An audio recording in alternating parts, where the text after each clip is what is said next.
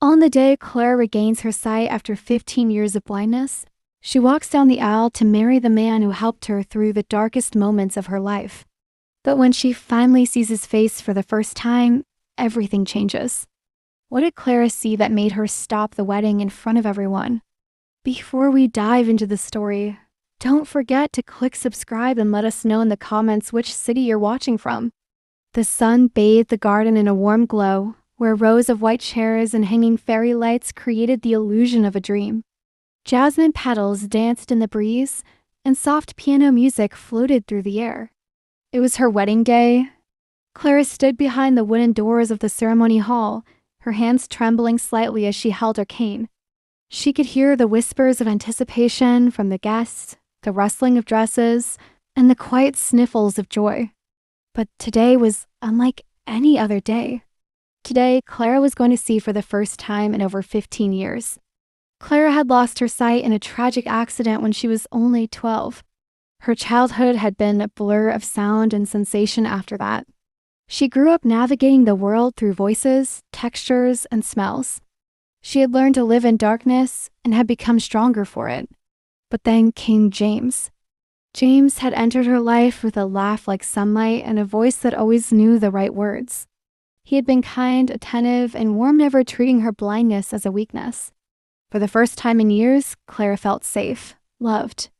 When he proposed, she didn't need to see the ring. She could feel his sincerity, and that was enough. But then came the surgery, a new experimental procedure. Risky but promising. James was hesitant, strangely hesitant, but eventually supported her.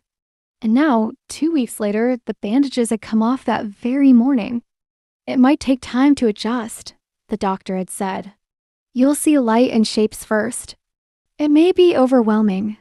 But Clara had cried with joy as blurry outlines sharpened, colors returned, and the world she had only imagined came to life. And now she stood at the threshold of her new life, both as a bride and as someone who could finally see. The music changed. It was time. With her father by her side, Clara walked slowly down the aisle.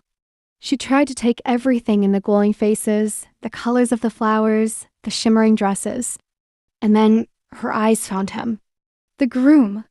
He stood beneath the archway, dressed in a tailored black suit, his hair neatly combed, a soft smile on his lips. Clara froze. The world seemed to stop spinning.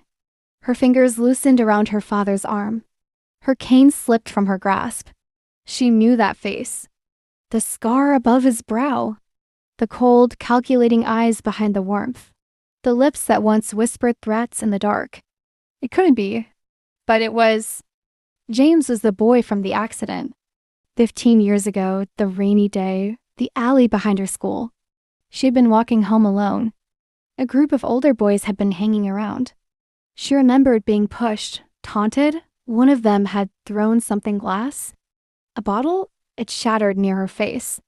A shard had entered her eye. She had screamed, cried. Everything went black after that.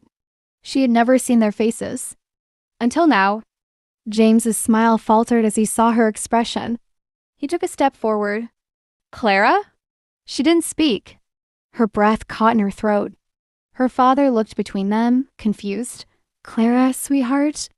Her vision swam. The garden spun. She stumbled backward. Stop the music, she whispered.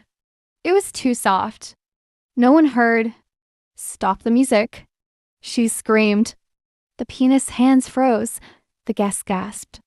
Murmurs broke out. Clara pointed a shaking finger at James. Why didn't you tell me? His face turned pale. Clara, please. It was an accident. I didn't know it was you back then. We were kids. I never meant to. Her chest rose and fell in shallow breaths. You knew. You knew what you did. You recognized my name when we met, didn't you? He hesitated. And in that silence, everything shattered. Clara stepped back, tears filling her eyes, not from pain, but from rage. From betrayal. You built this relationship on lies. You let me fall in love with you, marry you while hiding that you're the reason I was blind for most of my life. I didn't know how to tell you, he pleaded. I changed, Clara. I was a stupid, angry kid back then. I've regretted it every day. When I found out it was you, I panicked. But I loved you. I still do. She looked around. The guests were frozen in shock. Her mother had a hand to her mouth. The officiant clutched his book tightly. Clara closed her eyes. She thought about the years she had spent in darkness. The milestones missed, the dreams abandoned. And the man who stood before her, who had given her so much love, was the same one who had taken it all away. When she opened her eyes, her voice was clear. I forgive you. James looked up, hope flickering. But I will never marry you.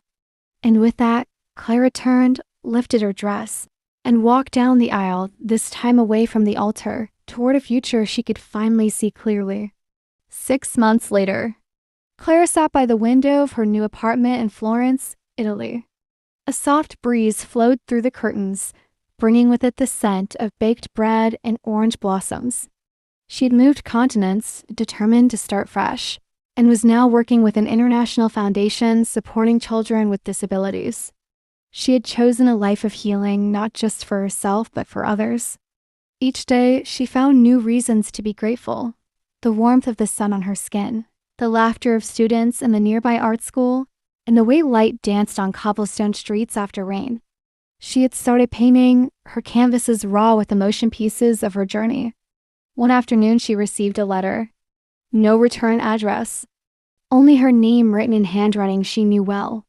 Inside, a short message. I understand now why you walked away. I'm dedicating my life to making up for the pain I caused, to others and to myself. Thank you for opening my eyes, even when I had blinded yours. James. Clara folded the letter and placed it in a box with the other's memories of a love that had taught her the sharpest kind of truth. She smiled. Not out of sadness, but peace. And then she picked up her brush, dipped it into a bright yellow, and began to paint again.